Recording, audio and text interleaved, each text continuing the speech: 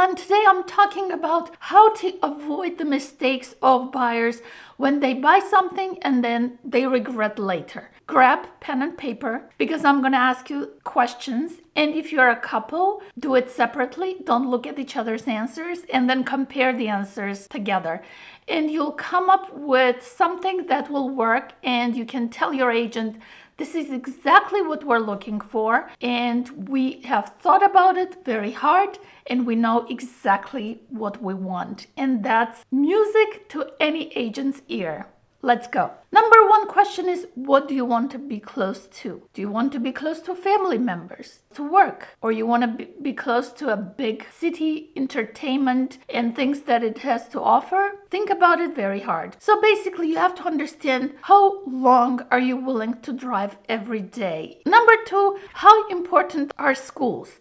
Now, you might say, I'm just engaged, I'm getting married, I don't know when I'm going to have kids. But I will say, if you're thinking that within 10 years you're going to have a child and schools will become important to you, it's better to think about it now, because you don't want to buy something and in 5 years you have to change. Right now, my advice to buyers is think about it long term. It used to be that Americans would move every 7 years because of work, because of family, upsizing, downsizing, but now it's more like 10 years. Number three, how many bedrooms and bathrooms do you need? If you think that you're gonna have an addition to the family, if you think in-laws gonna come and live with you, etc. So you have to think about the bedroom numbers. Ideally, people will dream about having as many bedrooms and as many bathrooms as possible, but we have to be realistic. There might be a house that has 4 bedrooms but also has 2 offices. So maybe you were thinking, I need to have 6 bedrooms because 2 of them need to become offices.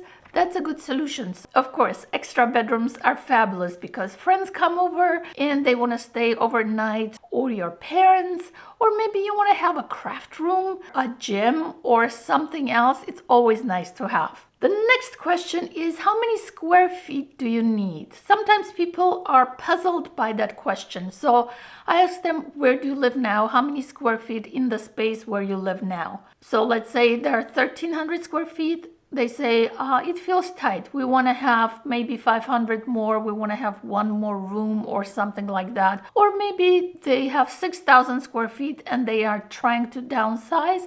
It's a very good idea to have that on paper and to understand what is the comfortable square footage. I had clients who told me they don't want a big house. There were only 2 of them, so they said 2,000 square feet is more than enough. At the same time, they wanted a new built house. As you know, many new built houses are large. So basically they ended up with 4,000 square feet and now they're loving it. Question number 5, do you want stairs or you want 1 level living? If you are avoiding stairs, it's a very important thing to know, because you don't want to look at houses that have many stairs that are on 3 levels unless they have an elevator.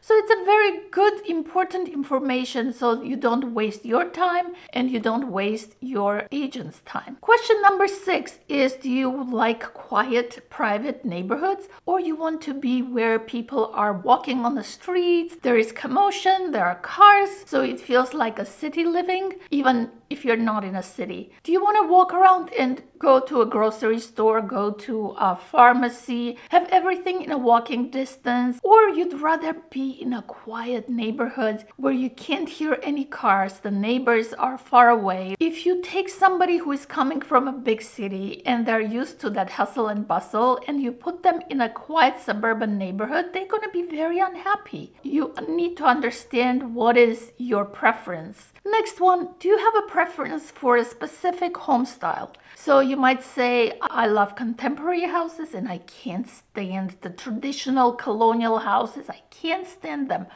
Or you might be the opposite. What style do you love? Write in the comments. I'm just curious. Some people say, I don't like a big backyard because I don't want to mow the lawn every weekend. I don't want acres of land. I want a small area where I can maybe put a table and entertain and whatever. And some other buyers say, I want an acre. That's the minimum. If I don't have an acre, I'm not buying the house. Do you want to have an outdoor pool? Now, even in Massachusetts, there are buyers who will say that they want an outdoor pool, and you'll be surprised. Even in cold Massachusetts, where I am, we have a lot of houses with pools. Of course, not in very close to Boston, but the further you go, the more houses you'll see that have pools. I can understand when people say, I want the kids to have the pool, I want the grandkids to have the pool, and come to our house and have fun. Totally. The next question is, do you need a dining room? Now, lately, some people were saying dining rooms are outdated, nobody wants dining rooms.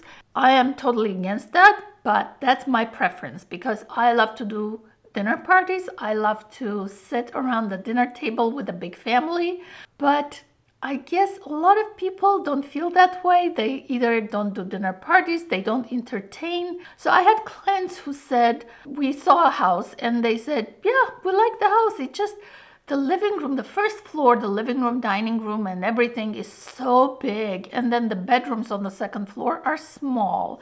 We don't like that. We'd rather have big bedrooms in smaller common areas because we don't entertain. I totally understood. They eventually bought a house that had that.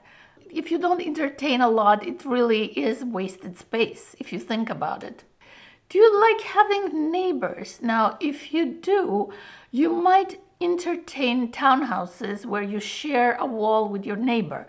Or you might entertain living in a condominium in a building. And I know one of my clients was only buildings. I don't want single families. I hate single families. I hate townhouses. I want to be in a big building where I know there are many neighbors and I feel safe. I feel protected.